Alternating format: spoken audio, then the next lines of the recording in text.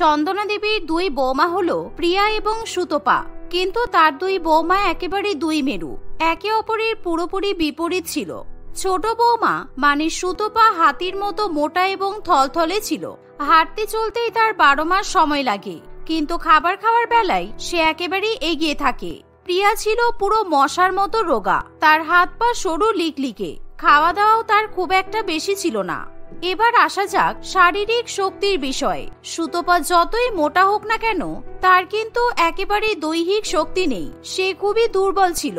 অন্যদিকে রোগা বড় বৌমা একেবারে শক্তিমানের মতো শক্তিশালী ছিল, সে ঘোড়ার মতো দৌড়ে দৌড়ে সব কাজ করে ফেলে। ও বৌমা, তোমরা কোথায় গেলে? এই দেখো, গ্যাস সিলিন্ডার দিয়ে গেছে। এই তো আমার হাতি চলে এসেছে, মানে আমার ছোট বৌমা চলে এসেছে। যাও ছোট বৌমা, এই সিলিন্ডারটা কাঁধে করে তুলে রান্নাঘরে রেখে এসো। শাশুড়ি মায়ের এই কথা শুনে ছোট বৌমা একেবারে রেগে আগুন হয়ে যায়, কারণ সে যতই মোটা হোক না কেন, তাকে এভাবে হাতি বলে অপমান করলে স্বাভাবিকভাবে তার খারাপই লাগবে। আর তার উপরে সে খুবই দুর্বল ছিল, আর তাকেই তার শাশুড়ি মা সিলিন্ডার কাঁধে তোলার কথা বলছে, আর এটা তার কাছে খুবই লজ্জার বিষয় বলে মনে হয়। মা, আমার কাঁধে সিলিন্ডার তোলার মতো জোর নেই, আমি পারবো না।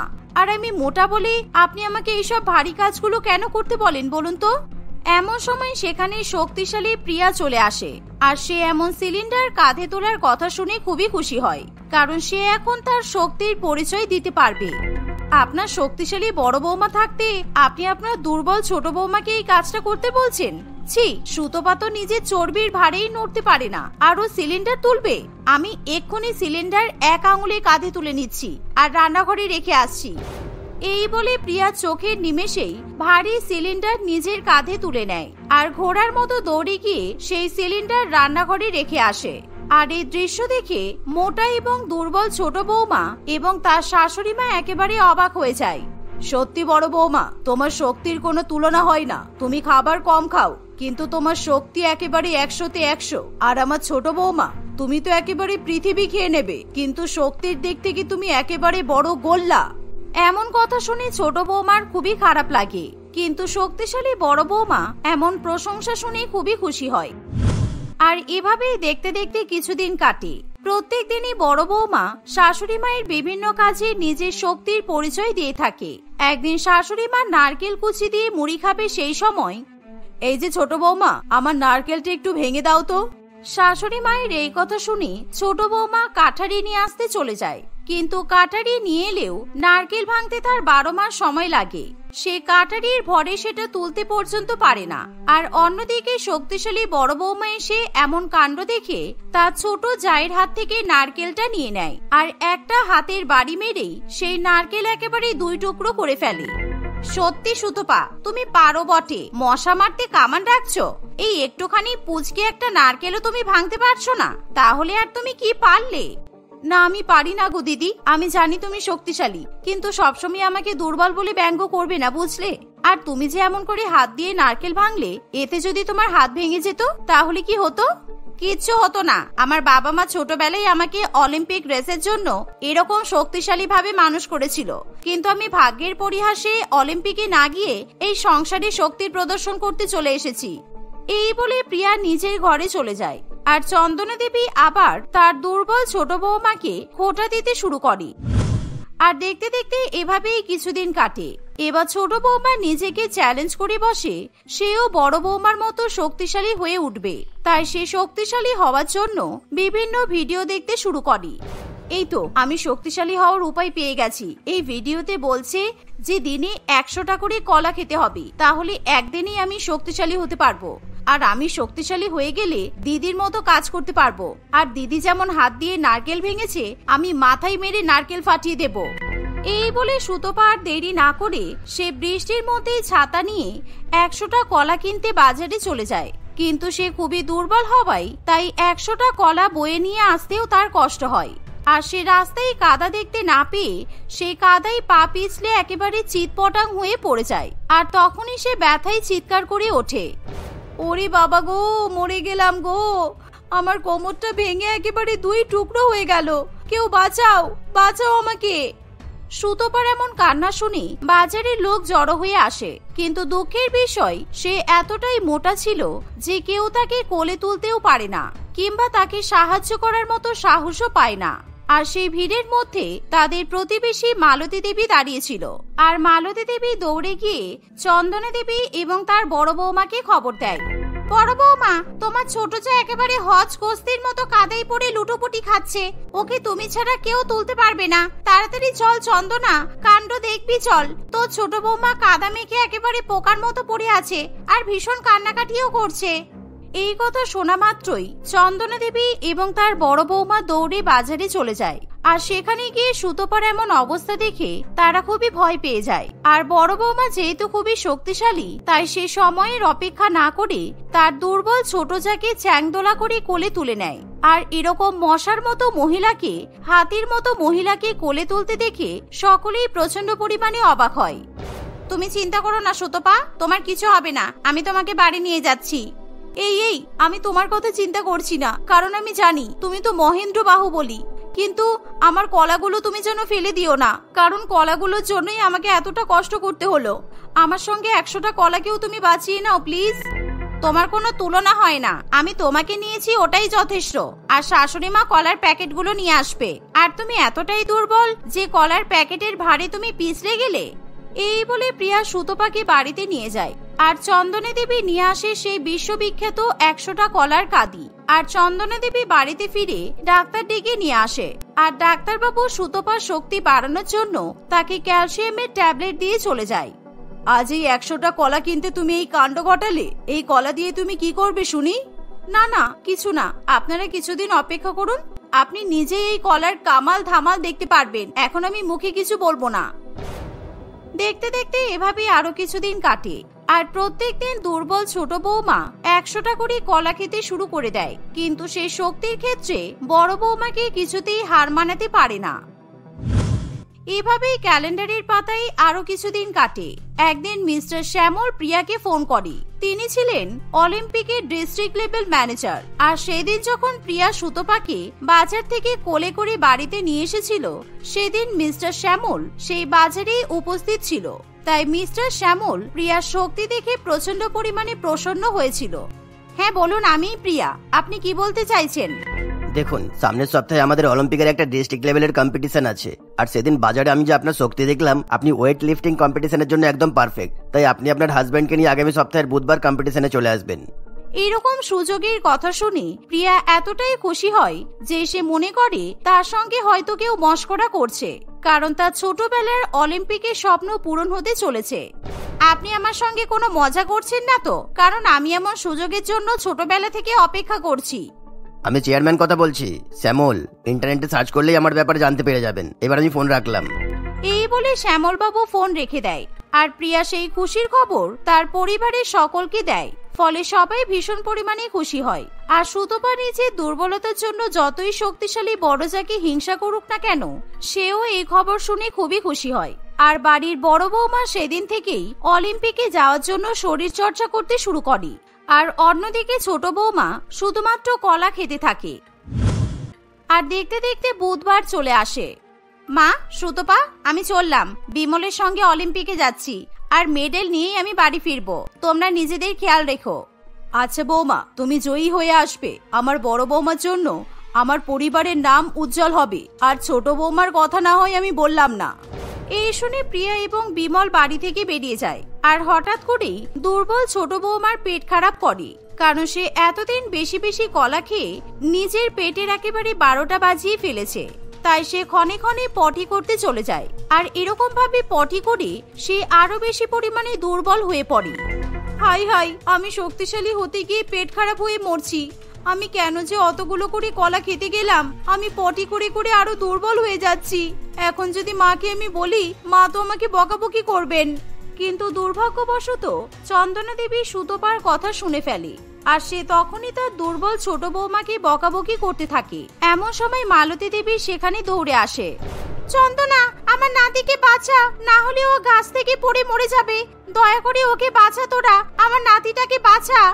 মালতী দেবীকে এরকম ভাবে কাঁদতে দেখে সকলেই খুবই ভয় পেয়ে যায়। চন্দনা দেবী মালতী দেবীর সঙ্গে দৌড়ে বাড়ির বাইরে বেরিয়ে পড়ে। আর সবাই দেখে যে মালতী দেবীর নাতি তখন গাছ থেকে ঝুলছে, আর সে নামতে না পেরে ভয়ে কান্নাকাটি করছে। আসলে সে তার বন্ধুদের পাল্লায় পড়ে গাছে আম পাড়তে উঠেছিল, কিন্তু সকলেই গাছ থেকে নেমে পড়লেও সেই বাচ্চা ছেলেটি নামতে পারে না। আর এই দেখে সকলে খুবই ভয় পেয়ে যায়। আর আম গাছ প্রচন্ড পরিমাণে উঁচু হওয়ায় সেই গাছে কেউ ওঠারও সাহস পায় না। তুই তোর বড় বৌমাকে ডাক না চন্দনা, ওই একমাত্র আমার নাতিকে বাঁচাতে পারবে, কারণ ওর মতো শক্তিশালী এখানে কেউ নেই। প্রিয়া কোথায় চন্দনা? আরে তুই এত কান্নাকাটি করিস না, কোনো একটা ব্যবস্থা করা যাবে। আর আমার বড় বৌমা তো অলিম্পিকে গেছে, অনেক দূরে, ও এখন ফিরতেও পারবে না। তুই শান্ত হ, আমি দেখছি। এই বলে চন্দনা দেবী তার ছোট ছেলে এবং ছোট বৌমার কাছে যায়, কিন্তু তার ছোট ছেলে যেহেতু বেটে, তাই সেও গাছে ওঠার সাহস করতে পারে না। বড় বৌমা, তুমি এতদিন ধরে কলা গিলে কিছু তো সুরাহ করতে পারলে না, তোমার তো কোনো দক্ষতাই নেই, পটি করে করে মরে যাচ্ছ, আর ওদিকে একটা ছোট বাচ্চা ছেলের জীবন চলে যাচ্ছে। খাসির মতো চেহারা বানিয়ে কোনো লাভ হলো না। আমার ছোট বৌমা থাকলে কত ভালো হতো। কিন্তু মা, আমি গাছে উঠবো কি করে? আমি তো দুর্বল, আমার পক্ষে এই কাজ সম্ভব নয়। তুমি দুর্বল নও, তোমার মন দুর্বল। তুমি সবসময় বড় বৌমার মতো শক্তিশালী হতে চাও। আর জানো আমার বড় বৌমা কেন শক্তিশালী? কারণ ওর মন শক্ত, আর ও ভয় পায় না। যতদিন তুমি তোমার মনকে শক্তিশালী করতে না পারবে, ততদিন তুমি কলা খেয়েও কিছু করতে পারবে না। মোটা মানুষেরও শক্তিশালী হয়, বুঝেছো?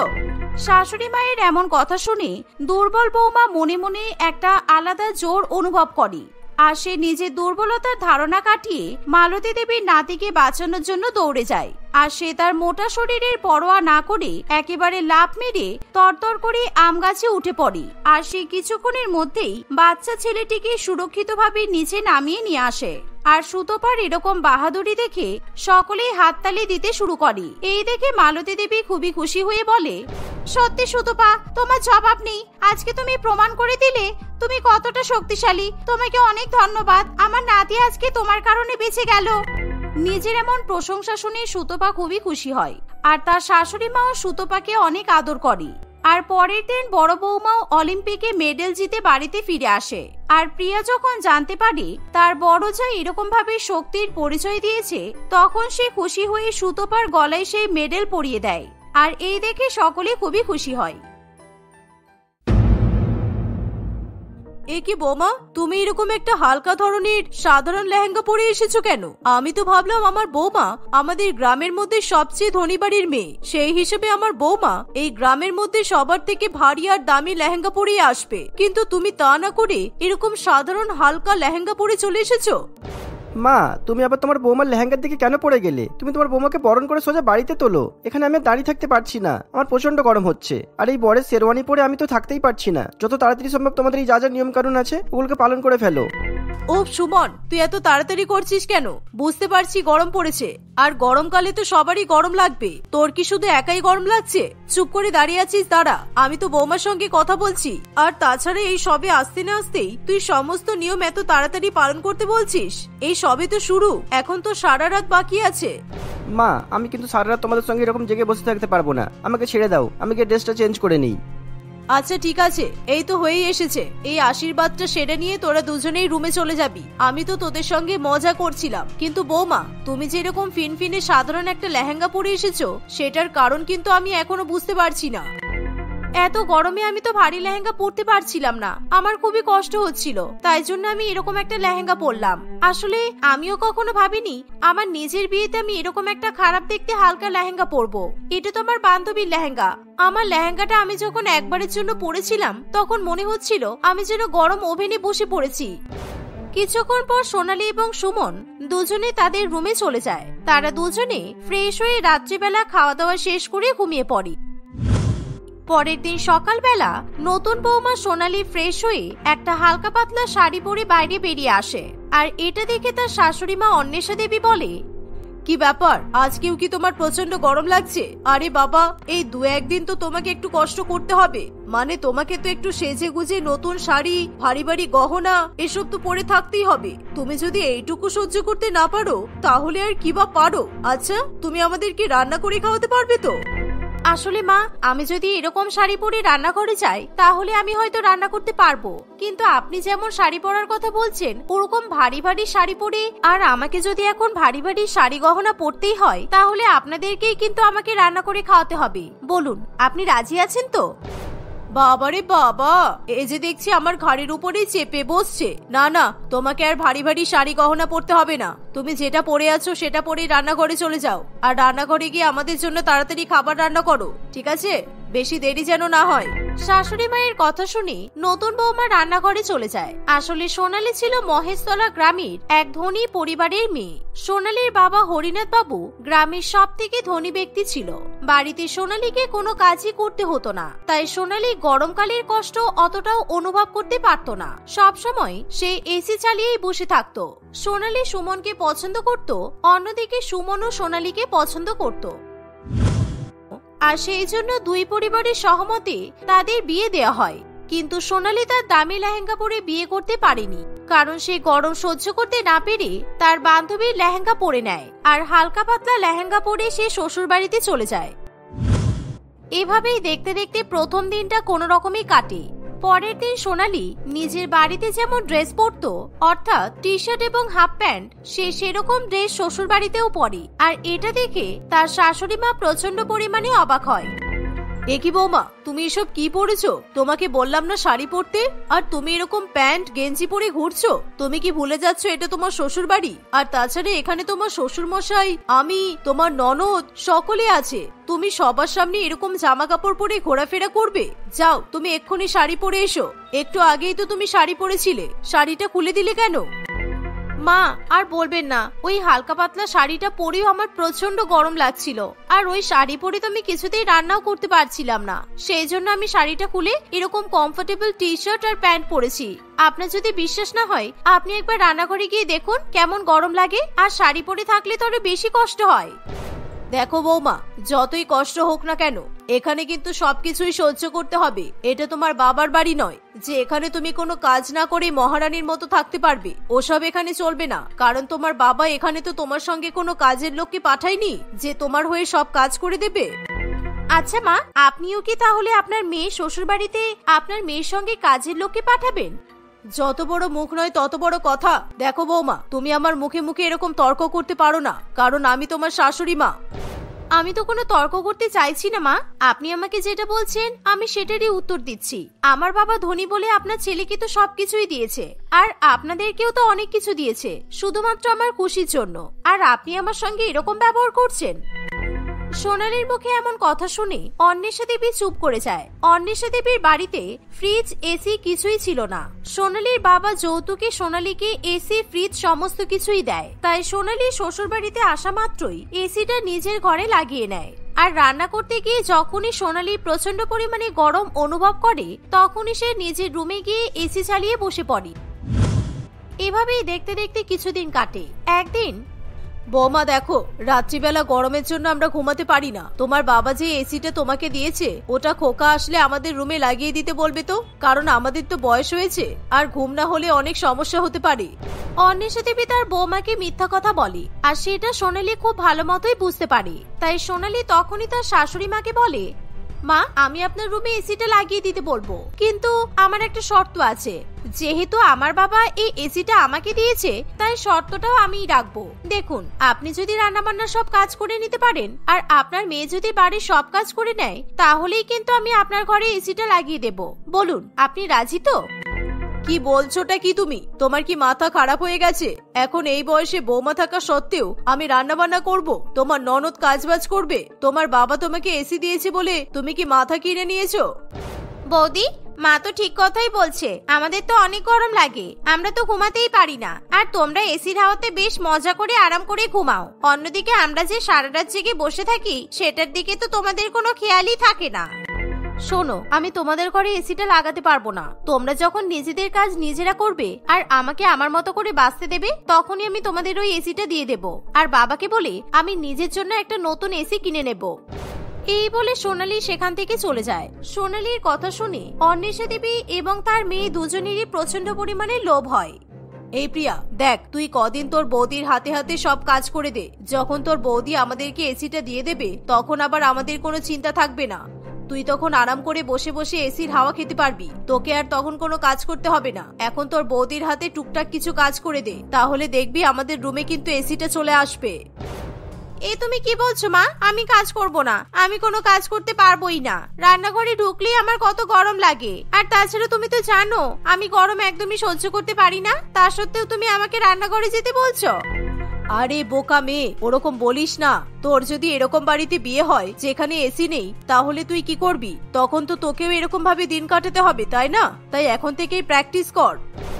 এভাবে অন্বেষা দেবী তার মেয়েকে বোঝানোর চেষ্টা করে, কিন্তু প্রিয়া তার মায়ের কথাতে রাজি হতে চায় না। শেষ পর্যন্ত প্রিয়া এক প্রকার বাধ্য হয়েই তার মায়ের কথা মেনে নেয়। প্রিয়া কয়েকদিনের জন্য তার বৌদির হাতে হাতে টুকটাক কাজকর্ম করতে থাকে, কিন্তু সোনালী খুব ভালো মতোই বুঝতে পারে তার ননদ এবং শাশুড়ি মা শুধুমাত্র এসিটা পাওয়ার জন্য লোভে পড়ে কাজগুলো করছে। সোনালী বুঝতে পেরেও সবকিছু সহ্য করে। এভাবে আরো কিছুদিন কাটে। অন্বেষা দেবী এবং প্রিয়া সোনালীর সঙ্গে অনেক ভালো ব্যবহারও করতে থাকে। বৌদি বলছি, আমাদের রুমে তাহলে কবে এসিটা লাগিয়ে দেবে? আসলে তুমি তো বুঝতেই পারছো আমাদের কতটা গরম লাগে, আর এই যা গরম পড়েছে বাবারে বাবা, বাবা মা তো একদমই ঘুমাতে পারে না। এবার তুমি বলো তুমি কি করবে? দেখো বৌদি, এটা যদি তোমার নিজের বাবা মা হতো তাহলে কি তুমি এরকম করতে পারতে? তুমি কি তোমার নিজের বাবা মাকে এসিটা দিতে না? থাক না প্রিয়া, ওসব কথা আর বলে কি হবে? তোর বৌদি এখন আমাদেরকে এসি দেবে না, এখন তো আমাদেরকে গরমের মধ্যে পচেই মরতে হবে। আর তোর বৌদি যখন আমাদেরকে এসিটা দেবে ততদিনে আমরা বেঁচে থাকবো কিনা সন্দেহ। ননদ এবং শাশুড়ি মায়ের এমন কথা শুনে সোনালী একটু ভাবুক হয়ে যায়। আসলে সে মনে মনে ভাবে যে তার শাশুড়ি মা এবং ননদ হয়তো সত্যি সত্যি ভালো হয়ে গেছে, কিন্তু সে বুঝতে পারে না তাদের ভালো ব্যবহারের পেছনে একটা বড় কারণ আছে। তাদের এরকম ভালো মানসিকতা দেখে সোনালী তার শাশুড়ি মায়ের রুমে এসিটা লাগিয়ে দেওয়ার কথা ভাবে। সোনালী সেদিনই একটা এসি মেকানিককে বাড়িতে ডেকে এসিটা তার শাশুড়ি মায়ের রুমে লাগিয়ে দেয়। সেই দিনটা খুব ভালোভাবেই কাটে, কিন্তু পরের দিন সোনালী যখন তার শাশুড়ি মাকে বলে, মা বলছি যে আমি একটু বাইরে যাচ্ছি, আসলে আমার বান্ধবীরা আমার অপেক্ষা করছে, ওদের সঙ্গে অনেকদিন হলো দেখা হয়নি, তাই ওরা আমাকে যেতে বলছে। কেন, তুমি এখন কিসের জন্য বাইরে যাবে? এখন তোমার বিয়ে হয়ে গেছে, এখনো তোমাকে বন্ধু বান্ধব নিয়ে ঘোরাফেরা করতে হবে? এগুলো কি শোভা পায়? না না, পাড়া প্রতিবেশী দেখলে আমাকেই খারাপ খারাপ কথা বলবে। তার থেকে ভালো তুমি বাড়িতেই থাকো আর তোমার বান্ধবীদেরকে চলে যেতে বলো। এখন বিয়ের পর অত বন্ধু বান্ধব নিয়ে ব্যস্ত থাকলে হবে না, যাও নিজের ঘরে যাও। অন্বেষা দেবী যখন এই কথা তার বৌমাকে বলে তখনই সেখানে তার মেয়ে প্রিয়া চলে আসে। প্রিয়া তার মাকে বলে, মা বলছি যে আমি একটু আমার বান্ধবীদের সঙ্গে বেরোলাম, আসলে ওরা বলছিল কোথায় নাকি ঘুরতে যাবে, সেই জন্য আমাকে বারে বারে ডাকছে। দেখো না কতবার করে ফোন করছে। আচ্ছা মা আমি আসছি, ঠিক আছে? আমার জন্য অপেক্ষা করবে না কিন্তু, আর আমার বাড়িতে আসতে লেট হতে পারে। এই বলে প্রিয়া তাড়াহুড়ো করে বাড়ি থেকে বেরিয়ে যায়। প্রিয়াকে তার মা একবারের জন্য আটকায় না, আর এটা দেখে সোনালীর খুবই খারাপ লাগে। সে ভাবে যে মেয়ে এবং বৌমার মধ্যে তার শাশুড়ি মা কতটা পার্থক্য করতে পারে। সেদিন সোনালী মন খারাপ করে নিজের ঘরে চলে যায়, আর সে একা একা কান্নাকাটি করতে থাকে। সেদিনের পর থেকে সোনালীর শাশুড়ি মা এবং ননদের ব্যবহার পুরোপুরি পাল্টে যায়। প্রিয়া বাইরে থেকে বাড়িতে ফিরেই আগে এসিটা চালিয়ে বসে পড়ে, আর অন্যদিকে সোনালী যখনই এসি চালায় তখনই তার শাশুড়ি মা বলে, বৌমা তোমার এত কিসের গরম লাগে বলো তো? এই তো একটু বাজারে গিয়েছিলে, আর বাজার থেকে আসতে না আসতেই তোমার এত গরম লেগে গেল যে তোমাকে এসি চালিয়ে বসতে হচ্ছে। কারেন্টের বিলটা তো আমার খোকাকেই দিতে হবে, তাই না? সেটা নিশ্চয়ই তোমার বাবা এসে দিয়ে যাবে না? মা আপনারা যখন সারা রাত ধরে সারাদিন ধরে এসি চালিয়ে বসে থাকেন তখন আপনাদের বিলের কথা মনে পড়ে না, তাই না? আর আমি যদি একটু এসি চালিয়ে বসি তখনই আপনাদের কারেন্টের বিলের কথা মনে পড়ে যায়। দেখো বৌমা, তোমার বাবা এসিটা দিয়েছে বলে তুমি আমাদের মাথা কিনে নিয়েছো এটা কিন্তু ভাববে না। যাও আমার জন্য ঠান্ডা জল নিয়ে এসো। এভাবেই অন্বেষা দেবী তার বৌমাকে প্রত্যেকদিন সকাল থেকে রাত পর্যন্ত খাটাতে থাকে, আর নিজেরাই এসি ঘরে শুয়ে আরাম করতে থাকে। সোনালীর প্রচন্ড গরম লাগলেও সে এসি রুমে কিছুতেই ঢুকতে পারে না। এভাবেই দিনের পর দিন সোনালীর শাশুড়ি মা এবং ননদ তার উপর অত্যাচার করতে থাকে। একদিন সোনালী যখন রান্না করছিল তখন তার স্বামী তাকে প্রচন্ড গরমের মধ্যে কষ্ট পেতে দেখতে পায়। সোনালী চলো তুমি আমার সঙ্গে, আজ আমি এর যোগ্য জবাব দিয়েই ছাড়বো। মা মা তুমি কোথায়? এদিকে এসো। এই বলে সুমন চিৎকার করে করে তার মাকে ডাকতে থাকে। মা, এটা যদি তোমার মেয়ে হতো আর তোমার মেয়ের সঙ্গে যদি এরকম ব্যবহার হতো, তাহলে তুমি কি এগুলো সব দেখতে পারতে, সহ্য করতে পারতে? বলো, তখন তুমি কি করতে? আর তাছাড়া আমি যদি আমার বোনকে এসে দিতাম আর সেটা যদি তার শাশুড়ি মা নিয়ে নিত আর ওর ওপর যদি এরকম ভাবে অত্যাচার করা হতো, তখন কি তুমি সেগুলো দেখে শুনে চুপ করে বসে থাকতে পারতে? তুমি তো জানো সোনালির বাবা কত ধনী ব্যক্তি, আর সেই ধনী ব্যক্তি যদি একবার তোমার নামে পুলিশ কমপ্লেন করে, তাহলে ভেবে দেখেছো তোমার কি হবে? সুমনের এই কথা শুনে তার মা এবং বোন দুজনেই ভয় পেয়ে যায়। তারা দুজনেই নিজেদের ভুল বুঝতে পেরে সোনালীর কাছে ক্ষমা চায়। সেদিনের পর থেকে শাশুড়ি মা এবং ননদ দুজনেই বাড়ির বৌমা সোনালীর সঙ্গে খুবই ভালো ব্যবহার করতে শুরু করে, আর এভাবেই তারা সকলে হাসি খুশি দিন কাটাতে থাকে।